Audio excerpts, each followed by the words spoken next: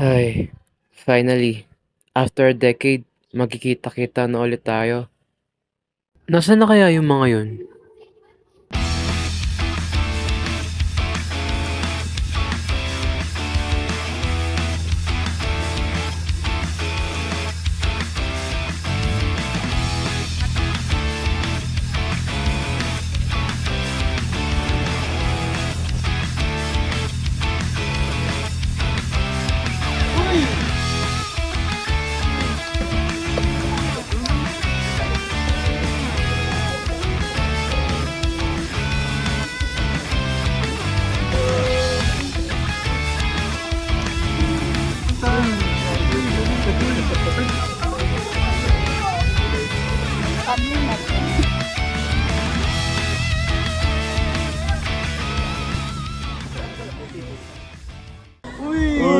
Kamusta? Okay lang, ano? Cutting nyo lang din? Oo, arating na namin. Paano kaya yun? Grabe no. Laki natin. Hi guys! Sino yan? Yan, ano?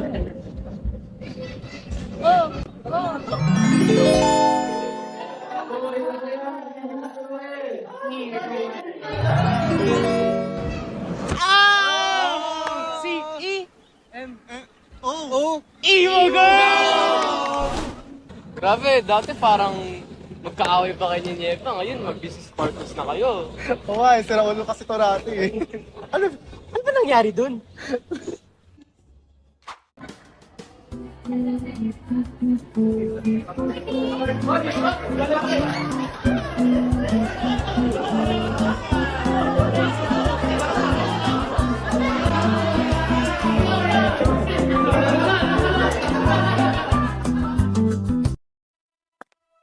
Siyempre, sa high school life, hindi mawawala ang mga terror na teacher. Yung tipong kabisado mo na yung pattern ng footsteps nila. Siya yung parang si anger ang main emotion. Lahat ng galaw mo napapansin niya. Dinake pa yung dahil sa Squid Game. Galit sa late, galit sa maingay, as lalong galit sa estudyanteng ginawang kantin yung classroom. Ayan, nakuha na naman si Cherry ako.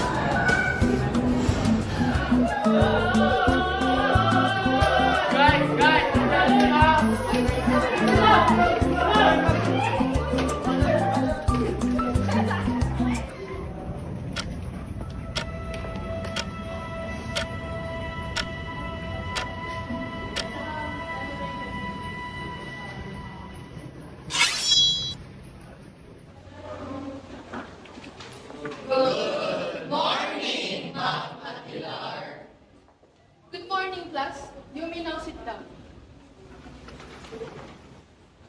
Class, for your activity, this is the major one. I hope you take this seriously. Activity, ma'am? Why don't we make it a performance task instead? Silence! Papatangan ko agad ng zero kung sino mang magreklamo. Nakuha ba, Vatican? Yes, ma'am. Okay, let's see. For group 1, the leader is Gab. Meet our top student. Siya yung may standards na mas mataas pa sa inflation rate ng bansa. Kaya masasabi mong sulit na sulit yung pagod ng parents sa kakaaral niya. The members of group 1 are Kito, Martiliana, and Nieva. That reminds me, is Nieva even him? Hindi ko siya nakita. Uy, ma'am, huwag ka maingay. Nag-lucid dream na ata. Silence! Pakigising nga mga kaklase nyo. Kaya aga-aga pinapainit niyo ang ulo ko. Uwi ka na lang din kung tutulog-tulog ka lang din sa klase ko. Sorry po. Pwede ka.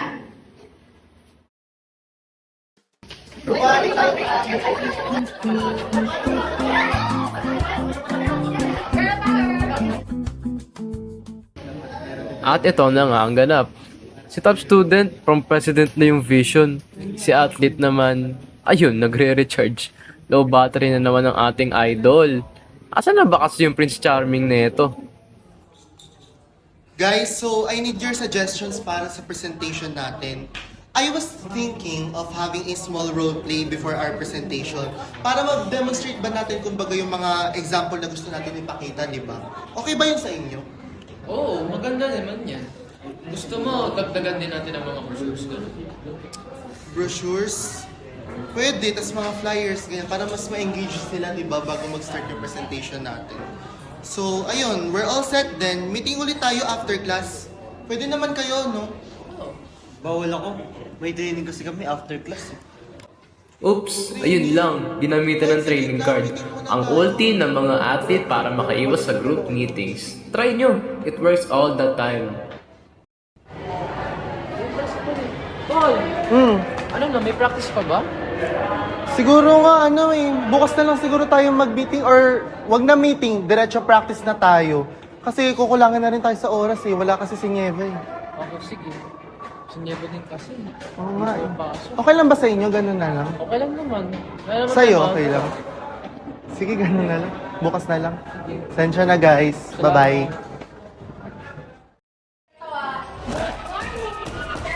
Morning, classmates. We are the group. Ready? Okay, okay. 1, 2, 3, go. Let's go. 1, 2, 3, 4, 5, 6, 7, 8. Okay. Ulit Sige. 1, 2. Good morning, teacher. Good morning. Ano ba naman yung nasabuhay mo? Ulit. Guys, suspeto naman oh. Galingan nyo. Galing nyo kasi ako. Ganto yun oh. Oh. Kita nyo yan? Tara! Good morning, Manila! We are Group 2!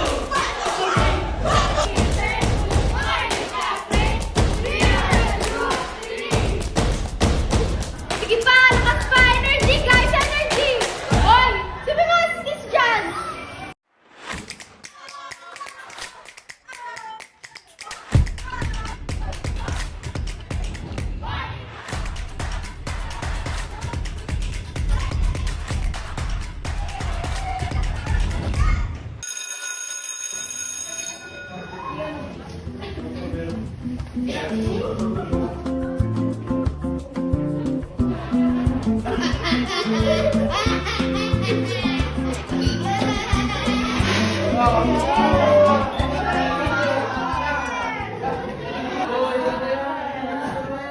Weirdo. Uy, paano yan? Wala na naman si Nieva. Magsimula na kaya tayo kahit wala siya. Yun nga hindi nga man lang nasisin sa group chat natin. Kami na nga ni Kito gumawa ng script niya sa PowerPoint eh. At eto na siya, ang man of the hour. Dumating na ang ating Disney princess na sobrang special. Previous ko yun, sobrang sarap sapakin eh. Buti na isipan mo pang pumasok. Ano ka ba? Basic lang naman yan. Acting. Basic? Diyan nakasalala yung grades natin. Paano kung mababa yung score na makuha natin, ha? Meron ka pang part dun sa PPT Alam mo ba yun? Palibasa kasi lagi kang tulog Lang. Tabukin si Idol. Sorry napagod ako kasi ako sa training. Pero andito naman na ako. Ano, simulan na natin.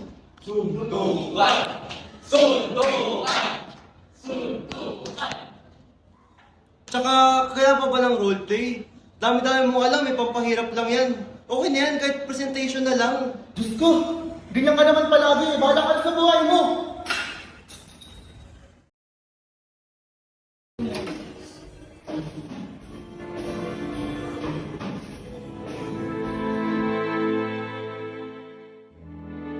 Uy, Paul!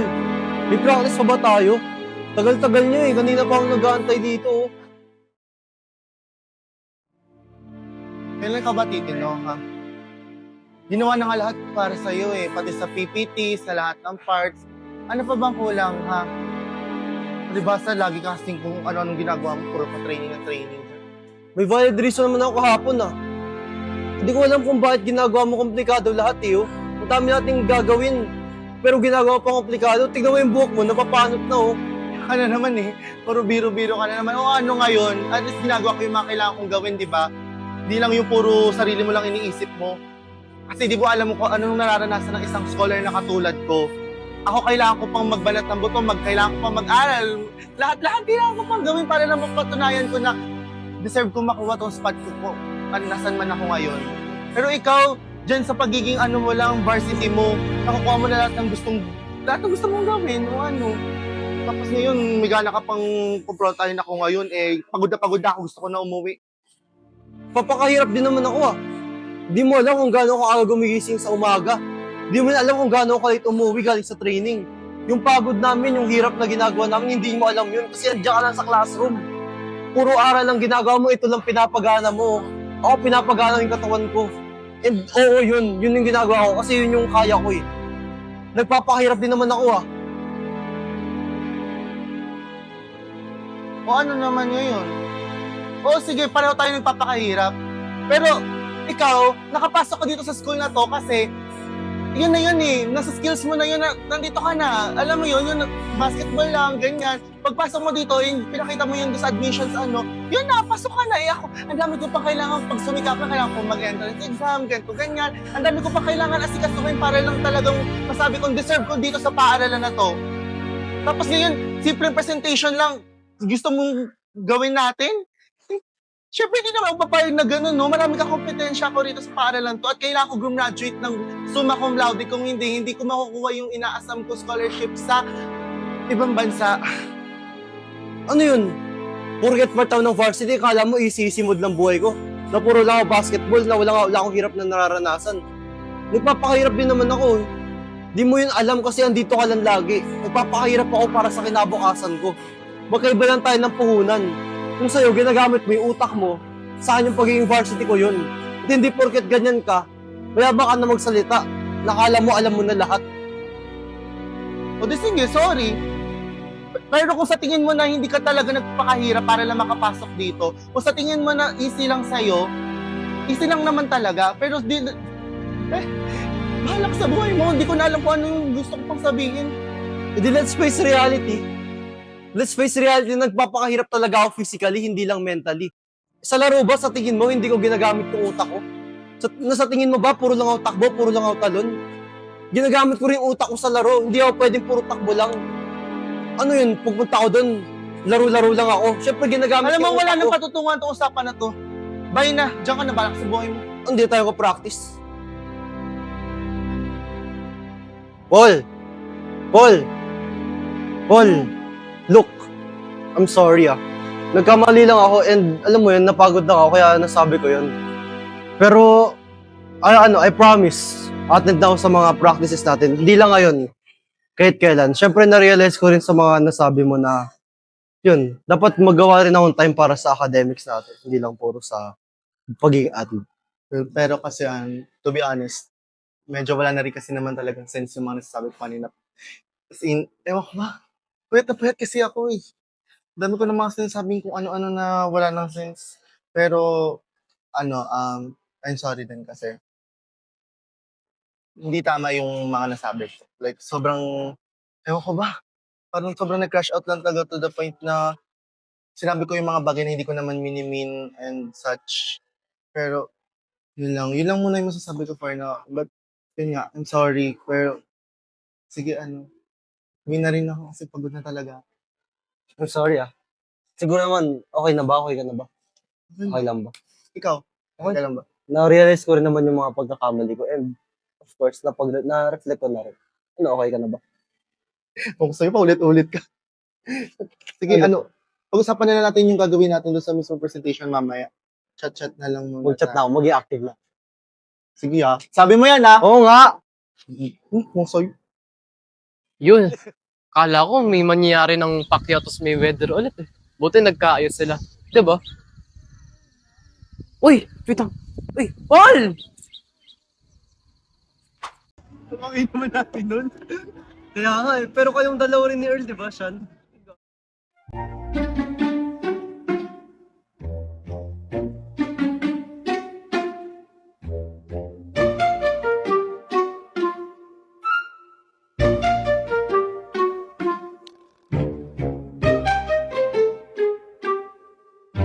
Uy guys, makinig kayo announcement. Sabi niyo ma'am, may quiz daw mamaya. Hoy, Sian! Good luck sa'yo mamaya ah. Mundi ka naman nag-review. Dahil mo sinasabi no? Akala mo benta yung mga biro mo? Bayata kaya kita ng pabiro? Check ka lang, broski. Joke lang yun.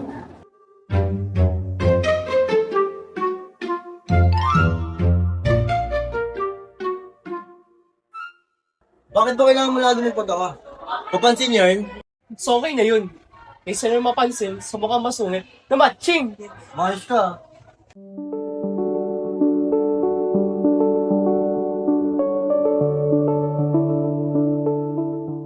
Tignan mo nga naman. Marunong ka rin pala manaim. Alam mo siya, akala ng lahat masaya talaga ako. Pero, di pa tagal na nakakita yung totoong panglabas ko.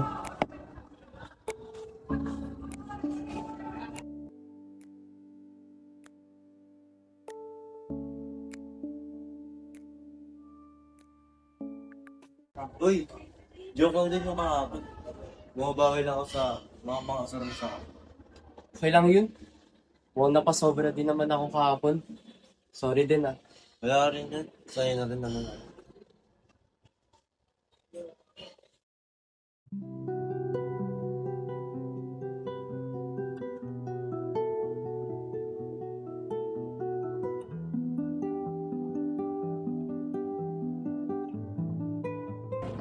Uy, tara kantin. Pareho lang naman pala tayong may pinagdadaanan.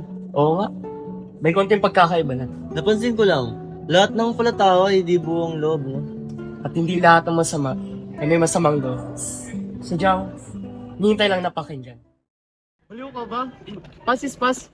Basta ako, travel na ako kung saan saan. Tignan mo. Tignan mo.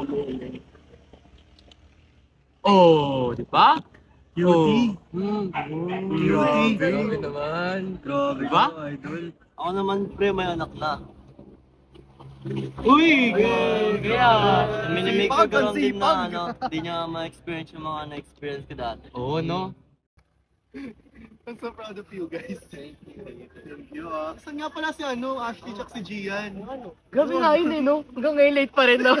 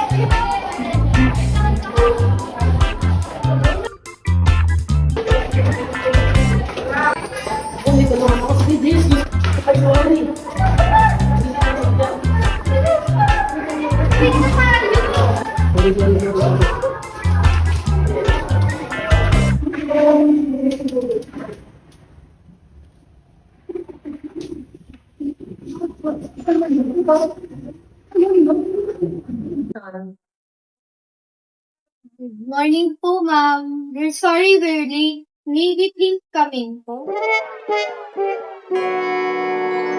Kayo na naman? Pang ilang beses yun na yan, ha? Sumusobra na kayo. Go to the principal's office now. Ano ba yan? Late na naman sila? Oo nga. Diyos ko, lagi na lang. Walang pinagbago. Sa mata ng iba, simpleng pagiging late lang to. Pero di nila alam, may kanya-kanyang laban, pagsubok na kinakaharap ang bawat estudyante.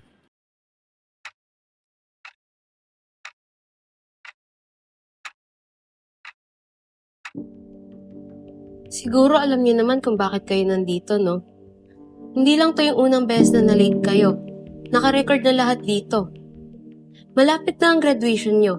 Ayoko namang masayang lahat ng paghihirap nyo dahil lang sa pagiging late.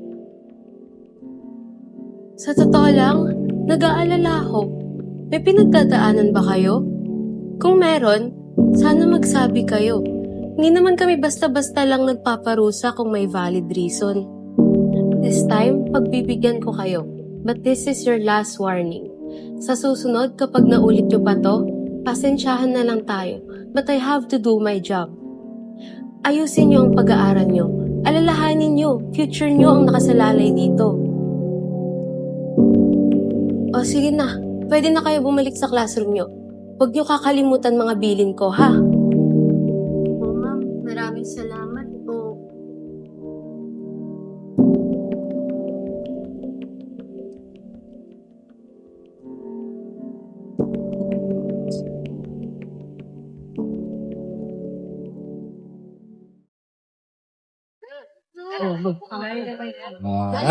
Pwede magtanong? Tatanong ka na nga eh. Iwan ko sa'yo. Sige, ano ba kasi yun? Pag tinatanong ka nila kung bakit ka nalilate, anong sinasabi mo? Wala.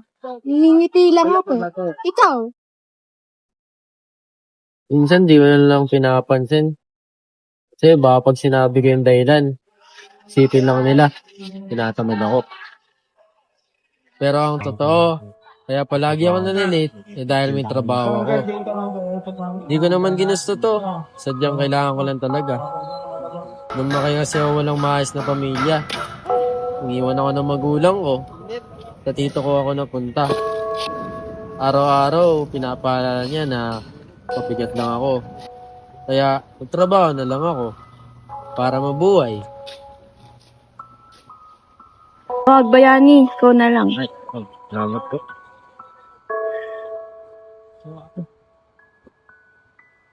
Ma'am, baka po pwede makabali ng advance. Di na pwede. Nag-advance ka ng nakaraan eh. May bawas na nga yung sweldo mo ngayon eh. Sensya na po, ma'am. O sige. Salamat po.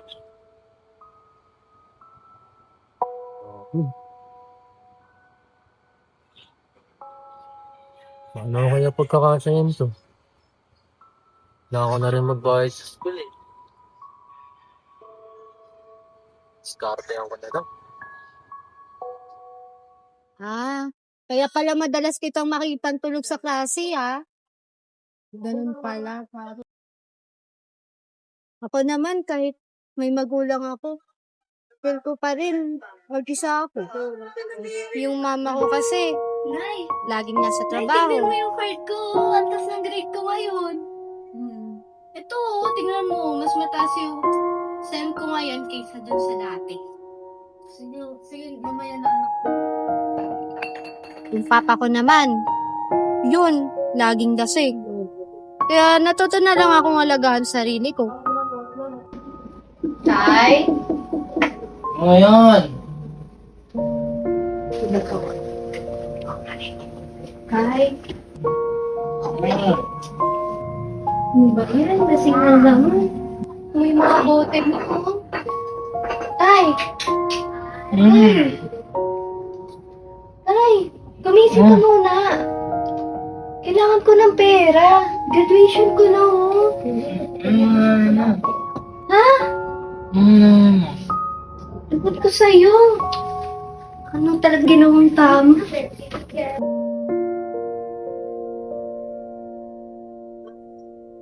Siguro kaya nasanay na lang akong ilagaan din kayo.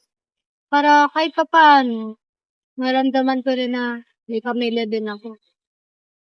Kaya pala para kang ate. Minsan, nanin na talaga ng klase.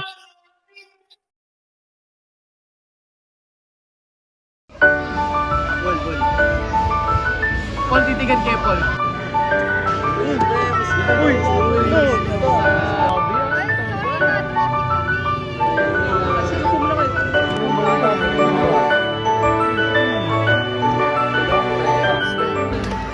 Uy!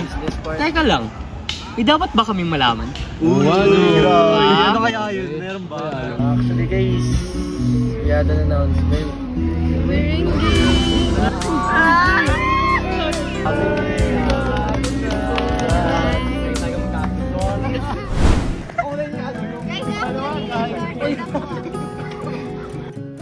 Time flies fast. Ang bilis ng takbo ng buhay. Para bang sa bawat yugto ng buhay natin, mapapasabi tayo nun. Kaya tamis isipin na nagmula tayo lahat sa mga batang walang kamuwang-muwang kung paano umiikot ang mundo. Hanggang sa, eventually, We get to a certain stage where we are compelled to step into the real world and meet people. People we never thought that we needed in our lives that we now find hard to lose. At sa bawat araw na nagdaan, kahit gaano natin gustong tumigil ng paglipas nito, ay hindi natin hawak ang oras. Kaya't sa bawat takbo nito na kasama natin ang mga taong iyon, ay lubusin natin ang mga pagkakataong sila'y ating kapiling. Sa bawat ilangan, ngiti, tawanan, kasiyahan, pagsubok, kawalan o tagumpay, at kahit sa mga sandali ng katahimikan na kung saan presensya ay sapat na. We might not have the ability to stop time, but we can embrace the moments while we're still living in it. It isn't always the matter of how little time there is left, but how there is still time.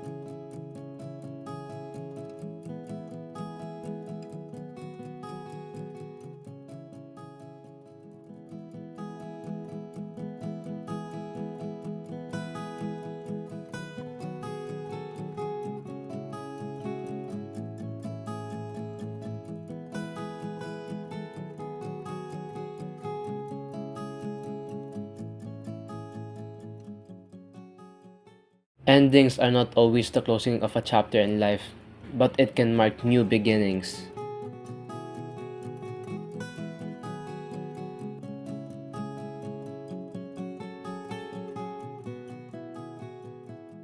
Even if starting one with being alone. Well, it is what it is. We lose people along the way and we will be left alone to navigate our own lives. Ganun talaga ang buhay. Trust me. I've learned it the hard way. Pero hindi ibig sabihin nun, we dwell on what we lose. Because there's always yet to come. Hi, JC.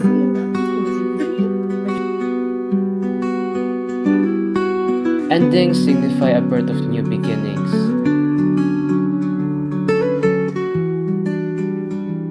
And opportunities to fulfill what once slept away.